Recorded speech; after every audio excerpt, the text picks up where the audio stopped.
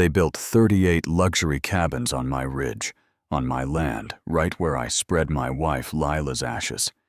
And when I held up my deed, the HOA president smiled, like I was showing her a postcard, and said, "That's ancient history. Things change. Keep up." So I did the one thing she never saw coming. I let them finish. I let them pour every slab and hang every shingle and post every brag about private lake access while I counted the nails and kept my mouth shut. I've lived on the north side of Lake Bishop most of my life, 30 acres. My granddad paid cash for back when a man's handshake meant something. Mornings here used to be coffee on the porch and mist off the water, and the pines along Bishop Ridge cutting a black line against the sky. Then, one day, the grass had orange flags sticking out like stitches, and pink paint cut a straight wound through my pasture. Two hard hat guys were setting stakes inside my fence like they owned the calendar and the ground. I said, "Morning, fellas. What's this?" The older one didn't even look up before he said, "Cedar Crest HOA expansion permits," are pulled like he was reading the weather. And right then, she arrived in a golf cart. Hair sprayed tight. Clipboard hugged like a shield, Addison. Crowell HOA president.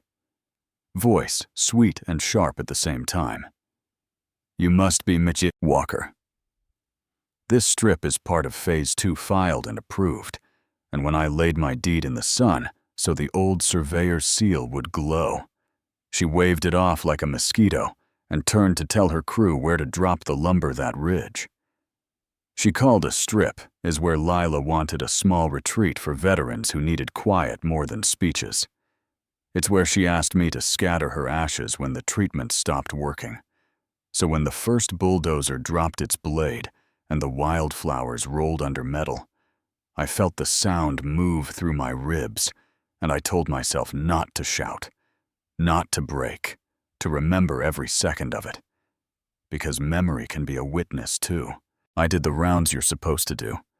The county clerk printed a page and pointed to a new plat map.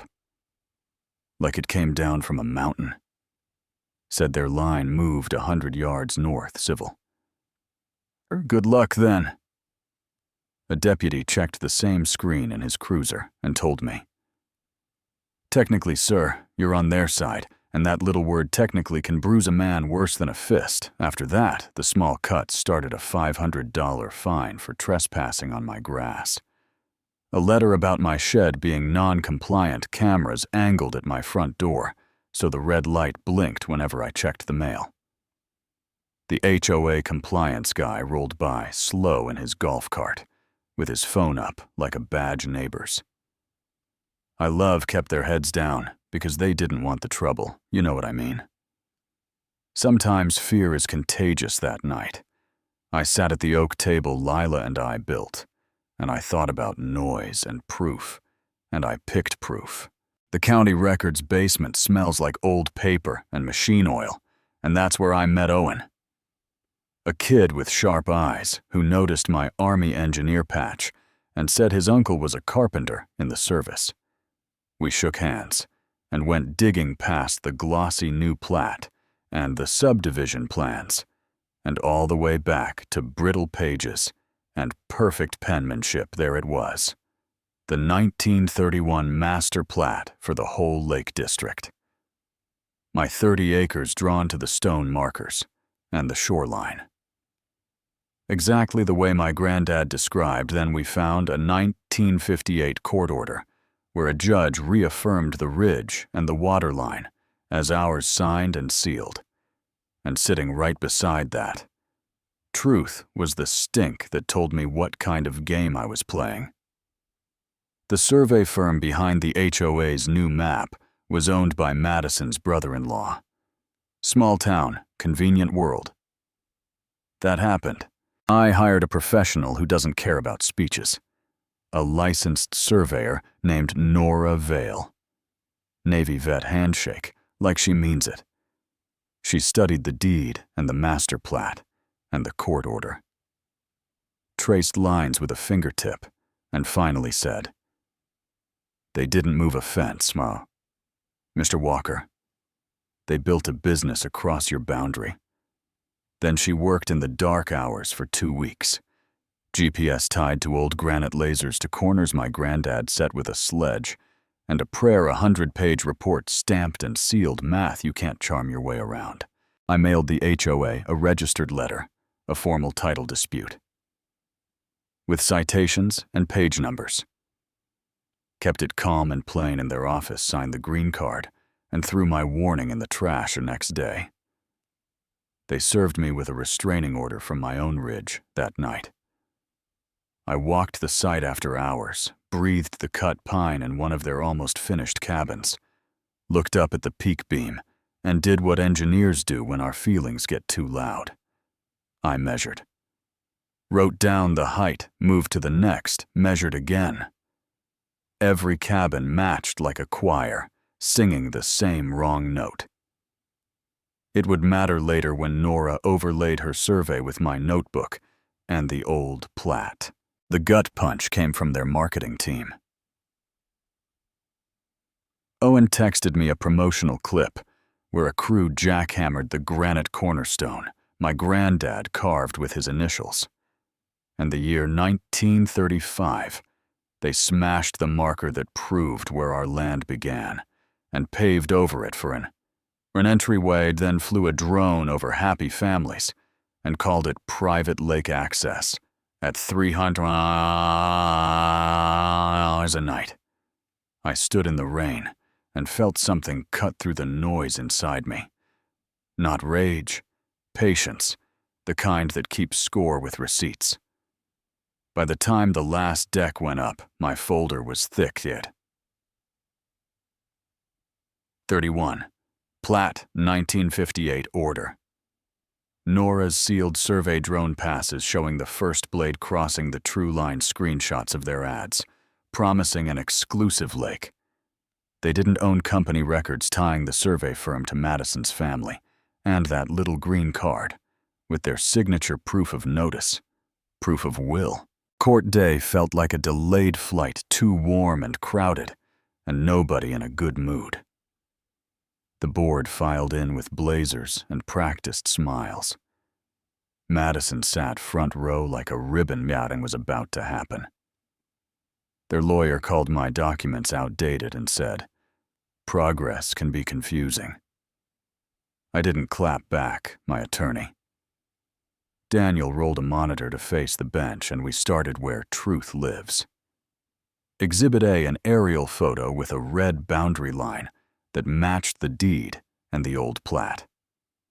Exhibit B, drone time-lapse, the first bulldozer crossing the line in real time.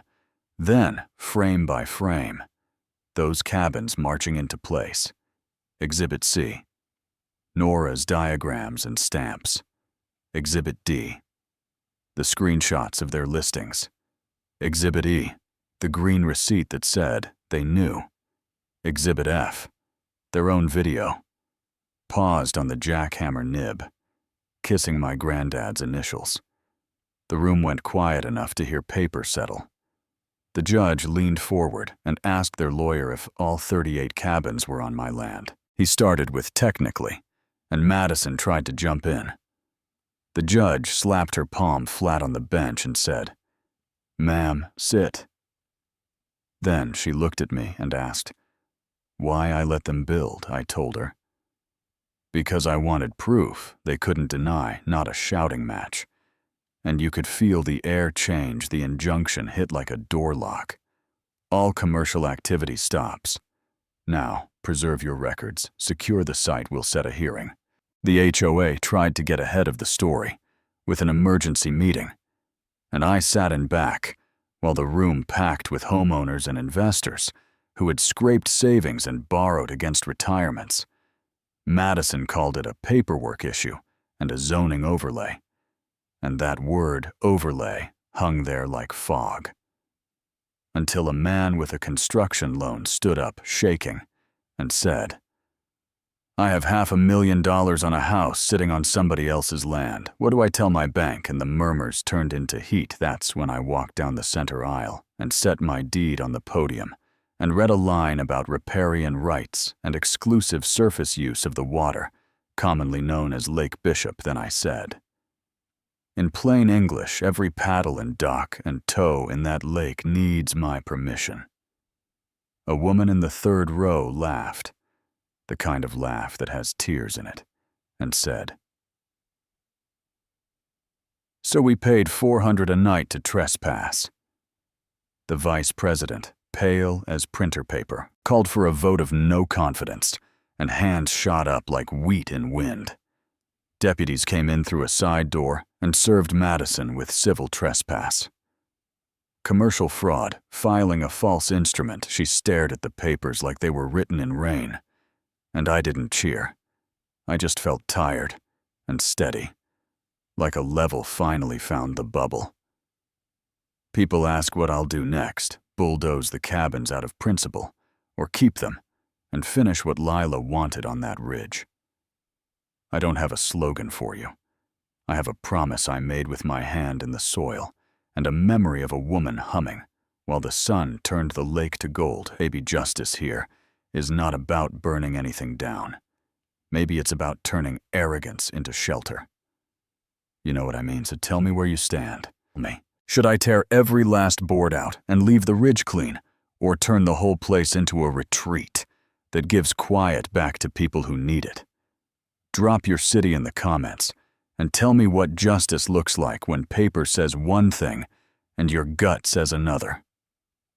Argue with me. Share your HOA stories, because the only way places like this get better is when we decide together what right actually looks like.